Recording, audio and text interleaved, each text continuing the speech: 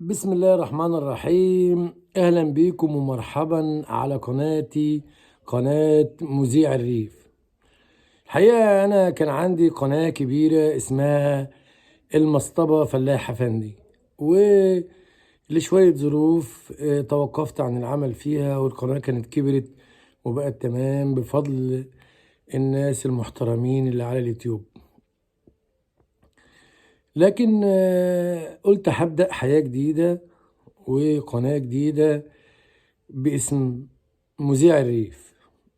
مذيع الريف قناتي الجديدة اللي بأمل وبتمنى من ربنا ومن كل الأحباب على اليوتيوب متابعة القناة والاشتراك فيها.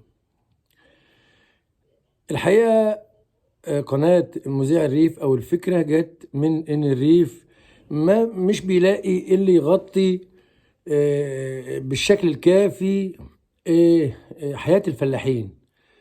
حياة الفلاحين وعاداتهم وتقاليدهم ومشاكلهم والحياة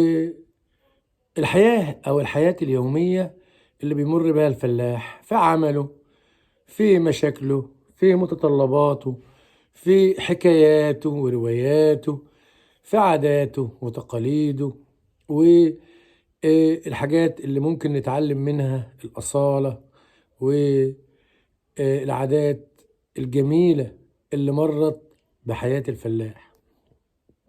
الحقيقة أنا كخريج إعلام ومقيم في الريف بتمنى من كل الأصدقاء والحبايب والناس اللي تعرفني واللي ما تعرفنيش إن هم يتابعوا القناة، لأن إن شاء الله بإذن الله هيلاقوا حاجات بإذن الله تبسطهم وهيلاقوا حاجات تسليهم. القناة هتبقى شاملة من أخبار الريف طبعا، ومن زي ما قلت عادات الفلاحين وتقاليدهم القديمة الجميلة اللي اتحرمنا منها، الأصالة وجبر الخواطر، وإزاي نكون ناس متفاعلين في البيئة بتاعتنا والحياة اللي احنا عايشينها. الحقيقة في ارتباط كبير جدا بين الفلاح وأرضه، بين الفلاح وعاداته وتقاليده القديمة، ارتباط العيلة، ارتباط الجار، ارتباط الفلاح بأرضه زي ما قلت قبل كده. ولكن الناس بدأت تنسى بعض العادات ديت، حتى الألفاظ، حتى المسميات اللي كنا بنسميها زمان، زي النهاردة بنقول على الشكمة برندة، وعلى المنظرة الانتريه، وحاجات كتير قوي هنعرفها ان شاء الله في قناتي الجديدة مذيع الريف. انا فعلا عندي على التيك توك وعلى كواي متابعين كتير جدا جدا، عندي فوق ال50,000. لكن النهاردة لما بحاول أبدأ قناة جديدة وصفحة جديدة على اليوتيوب، كل امل ان شاء الله ان القناه تكبر. علشان كده انا بعمل الفيديو ده ل... للتاريخ، علشان نبقى نفكر بعض ونقول مين اللي وقف جنبي والقناه كبرت ازاي. وان شاء الله كل امل وكل تفاؤل ان القناه دي هتكون قناه كبيره زي قناتي اللي اتقفلت للاسف، اللي هي قناه آه، المصطبة فلاح أفندي. بتمنى من كل اللي يشوف الفيديو وكل اللي يشوف القناة انه يعمل اشتراك، وان القناة تكبر بيكم ومعاكم.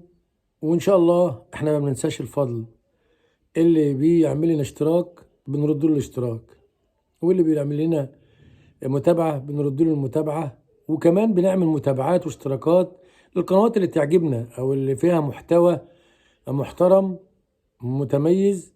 على طول بنقوم نعمل اشتراك.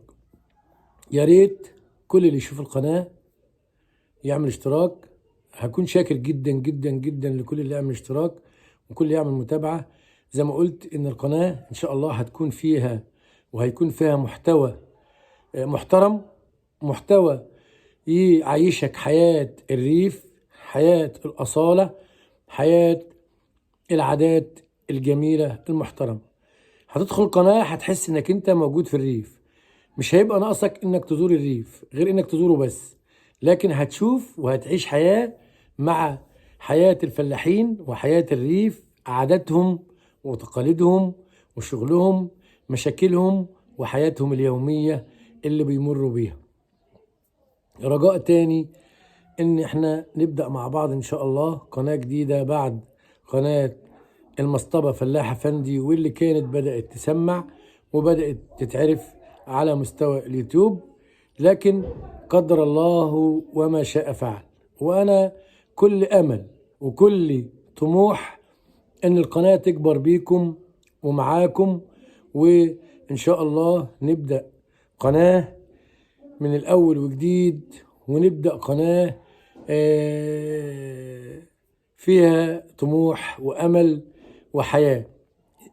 أنا يمكن بتكلم ببساطة لأن أنا عايش في وسط أهلي وحبايبي في الريف، فأنا مؤمن إن الكلام البسيط أو الكلام اللي بيخرج من القلب بيدخل القلب.